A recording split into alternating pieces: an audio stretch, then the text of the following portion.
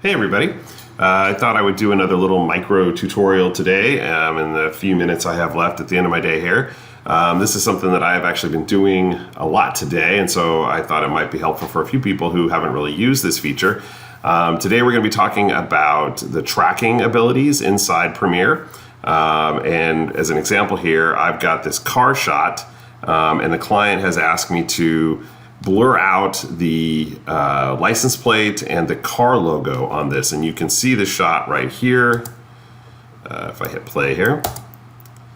So it's just a car driving down the road, and so I've got some motion, and I've got to blur out that license plate and the Chevy logo that's right here. So normally you would have to add a blur effect and then sort of keyframe it, as the car moves. And a shot like this isn't too bad because the movement of the car is pretty good. It's pretty steady, so that wouldn't be too tough to do. But we do have some motion there. We have cars getting a little bit bigger, so it would require positioning and things like that. But fortunately, we can do the motion tracking ability inside Premiere, and it saves us a lot of work. So let's come up to our our video effects, and we're going to go to blur, and I'm going to take my Gaussian blur and drag that down onto the clip. Now, for those of you who have seen these little icons and never really knew what they were for or what you're supposed to do with them, these are for your motion tracking. So I'm going to click on the square here, and you'll see it has created a square over here. And I'm going to size this up around the license plate. And I'm going to actually zoom in just a second, but I want to get it pretty close. Oops. I'm going to get it pretty close, as close as I can in this view. Okay, that looks pretty good. So now I'm going to come down here to my select zoom level. I'm going to change it to 150%. I'm going to resize my window here. Now let's get this as close as we can get it. Right there. And right there, and right there. Okay, so that looks pretty good. So now I'm going to come back over to my effects controls window, and I've got my blurriness, so I'm just going to dial that up a little bit, and you can see it is blurring the license plate. So that looks pretty good. Yep, I think that'll work. So now you've got these little transport controls right here. So let's talk about them real briefly. You have a step backward to track one frame at a time backwards. This will track the whole thing backwards. This will track the whole thing forwards. This will step one frame forward. And then you've got some tracking methods. If we click on this, you can track for position, position and rotation, position scale and rotation, which is what I want in this case, and then preview button. Now I'm leaving the preview on, and I kind of recommend that you do leave the preview on, just because on shots like this where there is a lot of motion and it's a little bit more dynamic, your tracking can get a little bit off. And so with that being the case, you want to be able to sort of see it as it's going and make adjustments. If you click that off, it will just track the whole thing, it'll do it all, and you won't be able to sort of see the progress. Now, it does track faster with it turned off, so that's a plus. So if you have a slower shot where there's not a lot of motion, that's an option that you might want to do, and then just sort of check your work afterwards. But for a shot like this, I kind of want to watch it track, so I'm going to leave the preview on for this. Okay, so we're all set here. I've got my thing on there, so I'm going to click the track select forward method, track select forward, and if I click this, you'll see it's starting to go, and you can kind of watch it over here now. It should stay pretty tight on there, and it's looking pretty good, and we shouldn't have any issues. So let's see how it looks when it finishes.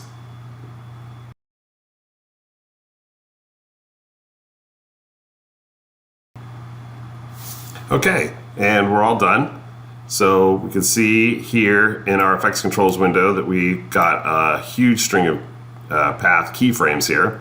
So let's take this back out to fit. Actually, let's go back to 150% so we can kind of see it a little bit tighter here. So let's go back to the beginning of the clip, and let's play it and see how our track is.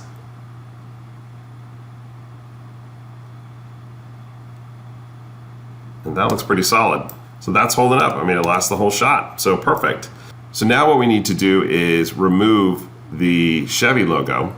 So I'm going to add another Gaussian blur, but before I do that, I want to label this first one as the license plate. So I'm going to right click, choose rename, and call this one plate, the license plate. That's fine. So now I can see which one that is. Let's close that up. I'm going to bring down another blur, and I'm going to make another little box here. I'm just going to drag this over here. And let's get this right around here.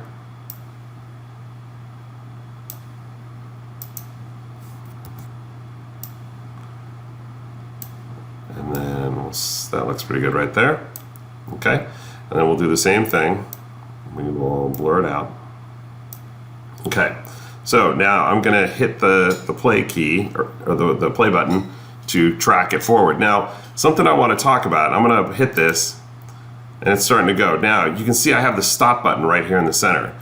As I'm watching it track, I've got this time I clicked on the mask selection in my FX controls. So now I can actually see the outline, and I can monitor the track a little bit better, because I'm a little worried about this one.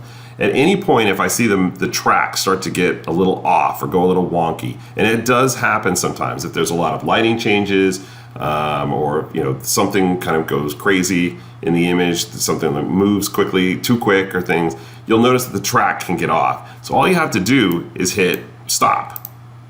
And you'll see that we've stopped our track. It stopped generating those keyframes. I can then go through and I can adjust this as I need to, or I can actually roll my CTI back to the point before it kind of went wonky, erase the keyframes up to that point, reset everything, and then hit play again, and it'll continue from that point. Some people I know that I've talked to say sometimes it's good to start, instead of going forward like what I'm doing, it's better to go in reverse. And so maybe if it starts to get a little bit wonky, you play it forward to the certain point where it's wonky, reset, go to the end, reset at the end, and then play backwards to that same point. And a lot of times that makes the track a little bit easier. So it really just sort of depends, but you have that flexibility to stop the track at any point and make adjustments as you need to. So that, again, very, very handy. So I'm going to go ahead and continue this track, and then we'll take a look at it when it's done.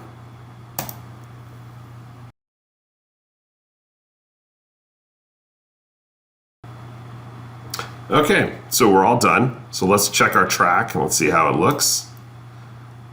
I'll turn this off, so there we go, and that's looking pretty good.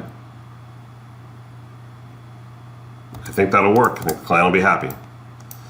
So obviously you can do this with blurring things, which is one way to go, but there's another thing that you can use this for too. So I've got this shot right here, and I'm gonna actually come out and see fit for this.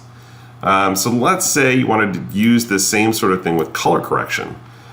So what you can do is, I'm going to come over to my video effects, color correction, Lumetri color, and I'm going to, let's reset to the very first frame here. So I'm going to draw, let's see, I'll just draw a circle, and I'm going to draw this circle around our hero car right here.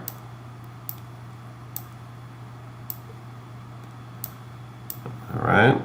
And I'm going to click inverted because I want to do everything around the car or outside of that mask, not within that mask. So I'm going to come down to my basic correction. Let's just do a real simple thing here. We're going to adjust the exposure so the exposure's down, and just for giggles, let's change the color temp of it. Let's make it very orange, like it's super hot. And now if I come back up to my mask, you've got some options here that we didn't kind of talk about real quick. So you have mask path, which is the tracking points. You have mask feather, which will sort of feather out the edges of the mask. You can see I'm adjusting the feather. And if we click off the mask, you can kind of see it feathers it right there. You have mask opacity.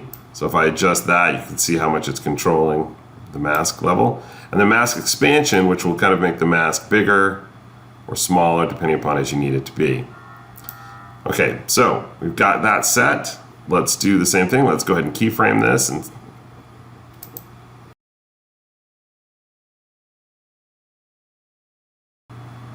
okay, so we're all done. So let's check it here and see how it looks.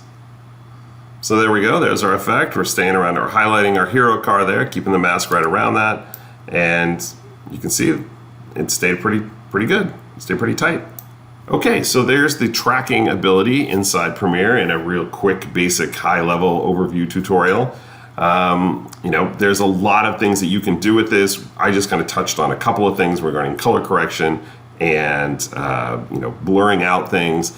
But it has a lot of other uses that you can use. I would encourage you to play around with it and see what you can do with it. There's a lot of really cool YouTube tutorials out there that show other things that you can do with it. But when you have to track something inside Premiere and you don't want to have to go to After Effects, which has a really good tracker, or Mocha, which is probably the best tracker that's out there, this can really help. I do use this a lot for like interviews. If I need to sort of highlight someone and do some advanced color correction on them, I can draw a mask around them, kind of like you would do in Resolve, and kind of track their head and maybe give them a little bit more brightness, or things like that around their face.